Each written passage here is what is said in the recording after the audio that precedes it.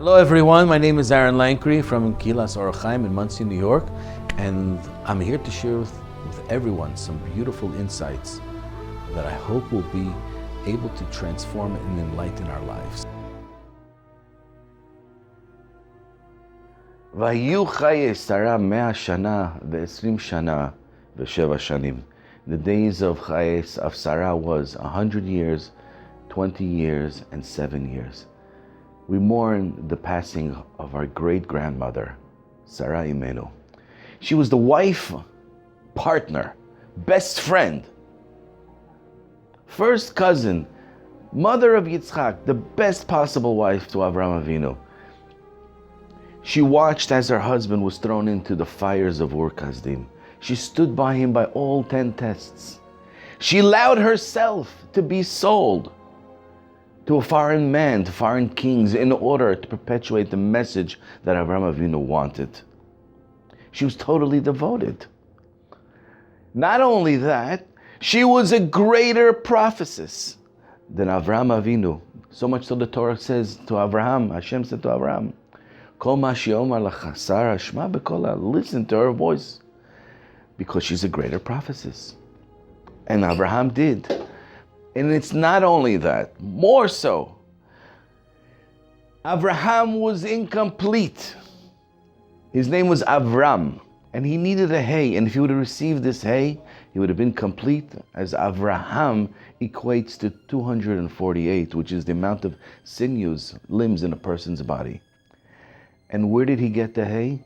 Sarai was over perfect. She took the yud from her name, cut it in half, gave it to Avraham. So not only was she the wife, the mentor, she was able to be mashlim, to complete Avraham in what he was lacking. She was the founder, or the co-founder, the partner in the greatest concept of the world called chesed. She was there to create and to enhance and to invite everybody into her home. In a world that was barbaric, we reached these conclusions. 100 shana, Rashi explains, just like when she was 100 years old, she had no sin, like a 20-year-old that has no sin.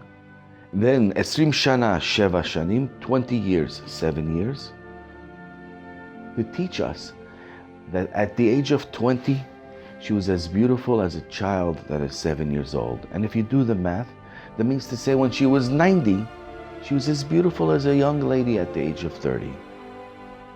Why is it so important for us to know that our great-grandmothers, Sara, Rachel, Rivka, Leah, all of them were so outstandingly physically beautiful? So, my wife shared with me an insight that I think it's magnificent and I need to share with the world. And that is that Avraham, when he first gazed upon Sarah, of course he identified her beauty. But he thought that the beauty was something coming from within, but it was really an internal beauty. But when he was going down to Egypt and he looked into the river and he saw her reflection, he saw just her physical beauty. And by seeing just her physical beauty, he realized, oh, now I realize that, oh yes, she's physically beautiful and she's outstandingly spiritually beautiful, that her goodness and her greatness shines from within.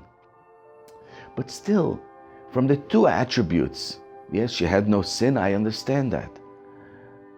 Beauty, how about her dedication? Why is it the focus of the Torah, when it comes to the imahot, it's about their beauty? You see, in the world, there's a lot of confusion. One of the confusions is, for example, the burqa babes. These burqa babes, there's an advantage to being a burqa babe and marrying a burqa babe. And that is that you don't need a photographer if you marry a second time or a third time, because the way they look in the first picture, here we go, I'm here with my burqa babe, you can use it time and time again. But the disadvantage of the burqa babes, and why it's not modesty, is because if a burqa babe were to do something that is wrong, should have an adulterous relationship, and even if you went and approached the man, who was the lady? He says, well, I don't know, never saw before in my life.